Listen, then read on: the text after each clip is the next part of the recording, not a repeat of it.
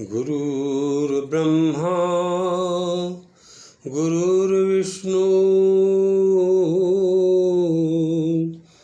गुरुर्देवो महेश्वरा गुरु साक्षात् परब्रह्मा तस्मै श्री गुरुवे नमः। वर्ष 4 दिस विपिन बस कर पितु बचन प्रमाण आई पाय पुनि देखि हम मनुजन कर सिमलान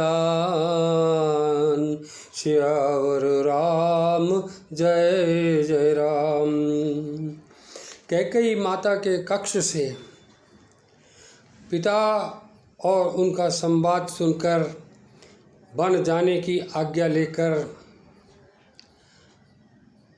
श्री रामचंद्र जी माता कौशल्या के भवन में आए और उनसे आज्ञा लेने के लिए प्रार्थना की। धर्म पुराण श्री रामचंद्र जी ने धर्म की गति जानकर माता से अत्यंत कोमल वाणी से कहा, हे माता, पिताजी ने मुझको वन का राज्य दिया है जहाँ सब प्रकार से मेरा बड़ा काम बनने वाला है। हे माता, तू प्रसन्न मन से मुझे आज्ञा दे जिससे मेरी वन यात्रा में आनंद मंगल हो।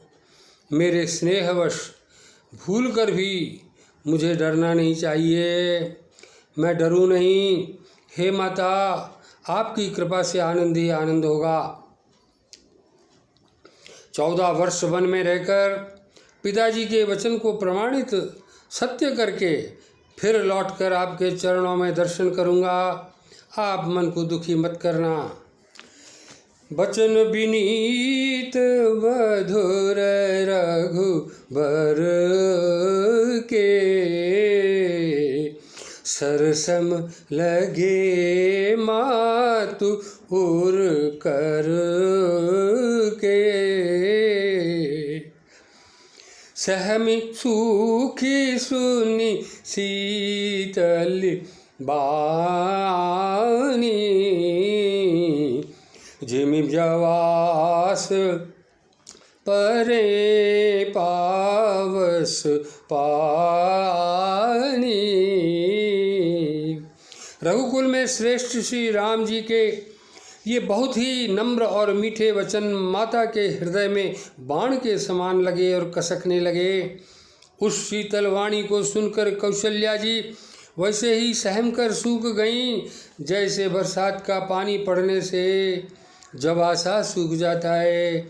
कहीं न जाई कछु हृदय बिखादू मनहु मृगी सुन के हरि नादू। नयन सजल तन थर थर कांपी माझहि खाई मीन जानू मापी। हृदय का दुख कुछ कहा नहीं जाता, मानो सिंह की गर्जना सुनकर हिरनी विकल हो गई हो। नेत्रों में जल भर आया, शरीर थर थर कांपने लगा, मानो मछली पहली वर्षा का फेन खाकर बदहवास हो गई हो। धरि धीरजु सुत बदन बिचारी गद गद बचन कहती महतारी। तात पितहि तुम प्राण प्यारे देखी मुदित नित चरित तुम्हारे। धीरज धरकर पुत्र का मुख देखकर माता गदगद वचन से कहने लगी, हे तात, तुम तो पिता को प्राणों के समान प्रिय हो। तुम्हारे चरित्रों को देख देख कर वे नित्य प्रसन्न होते थे। राजदेन कहूँ शुभ दिन साधा, कहूँ जान बन के ही अपराधा।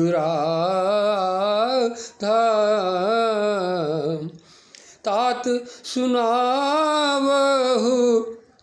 मोहि निदानु, को दिन कर कुल भयउ कृशानु। राज्य देने के लिए उन्होंने ही तो शुभ दिन निकाला था, फिर अब किस अपराध से वन जाने को कहा। हे तात, मुझे इसका कारण तो बताओ। सूर्यवंश रूपी वन को जलाने के लिए ये अग्नि कौन हो गया। निरखी राम रुख सचिव सुत, कारण कहे बुझाई। सुनि प्रसंग रही मूक जिमी, दशा परनि नहीं जाए सियावर। राम जय जय राम।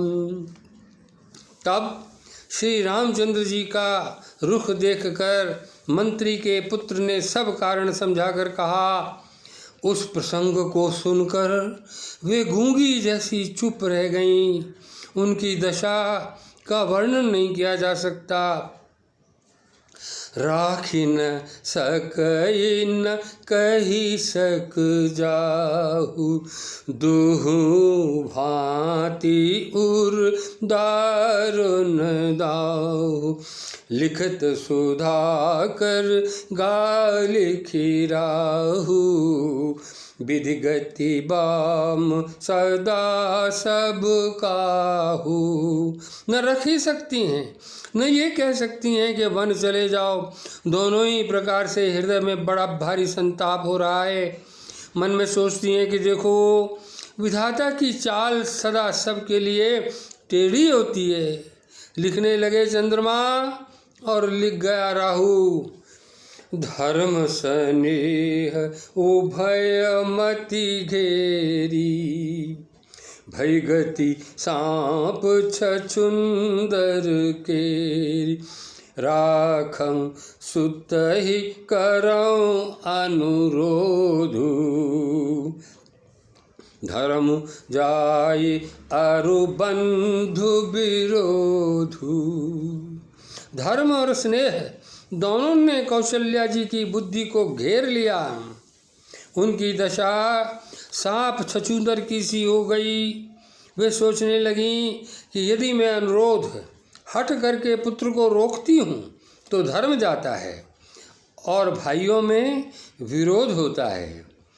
कहूँ जान बन तो बड़हानी, संकट सोच विबस भई रानी। बहुरी समुझितिय धर्म सयानी, राम भरत दो सुत समझानी।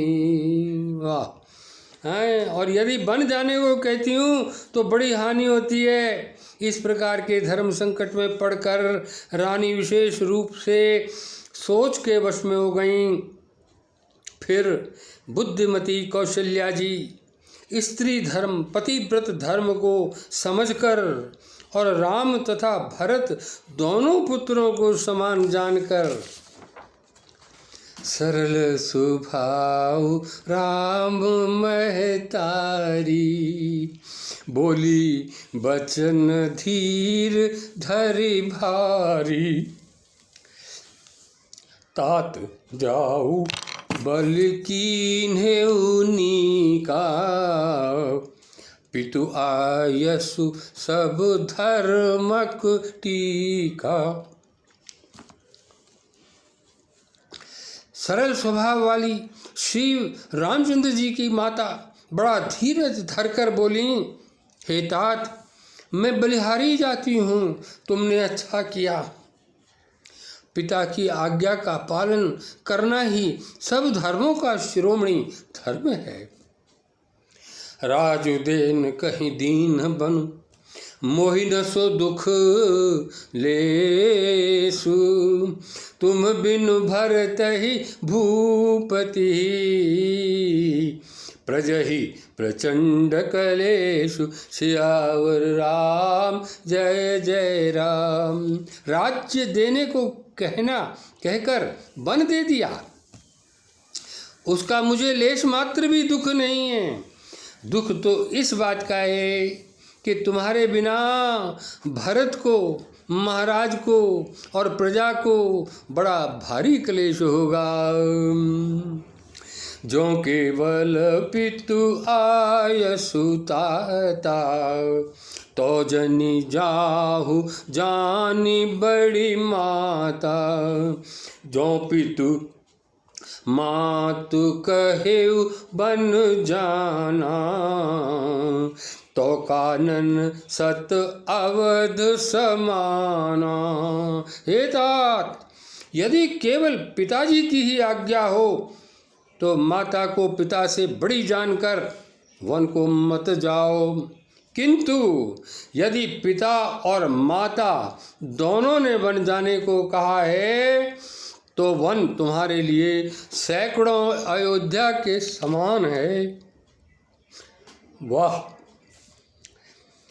पितु बन देव मातु बन देवी, खग मृग चरण सरोरुह सेवी।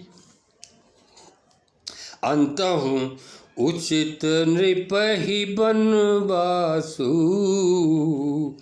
भय बिलो की हिया होई हगासु।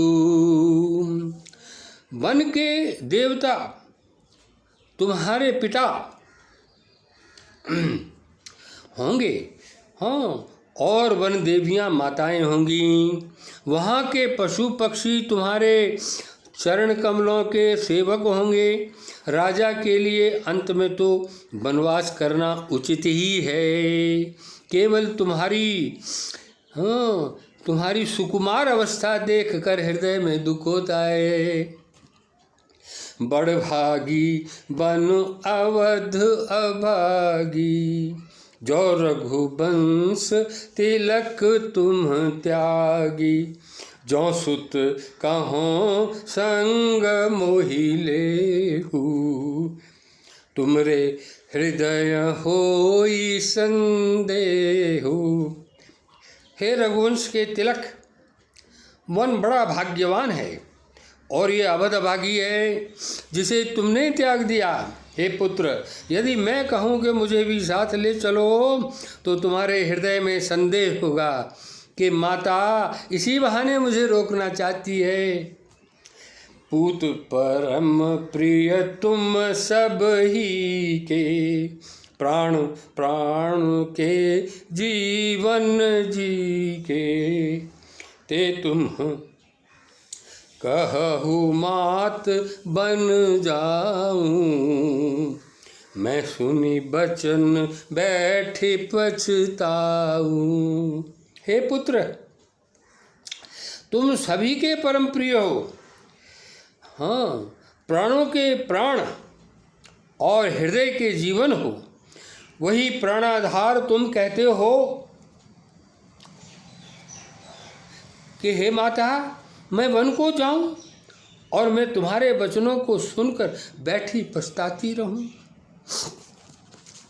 देव पितर सब तुम्हि गोसाई, राखहु पालक नयन की नाई। अवधि अम्बु प्रिय परिजन मीना, तुम करुणा कर धर्म धुरीना।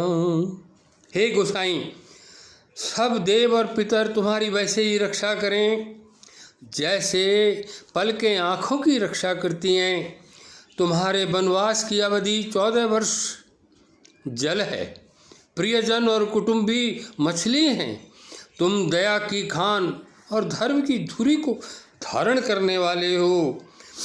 यह विचारी नहीं करऊं, हठ झूठ स्नेह बढ़ाई, मानी मातु करनात बली, सुरति विसर्जन जाय, सियावर राम जय जय राम।